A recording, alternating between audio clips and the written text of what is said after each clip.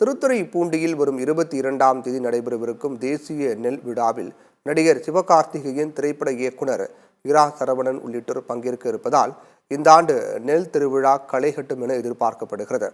இயற்கை வேளாண் அறிஞர் நம்மாழ்வார் தொடங்கி வைத்த தேசிய பாரம்பரிய நெல் விழாவை நெல் ஜெயராமு தொடர்ந்து நடத்தி வந்தார்.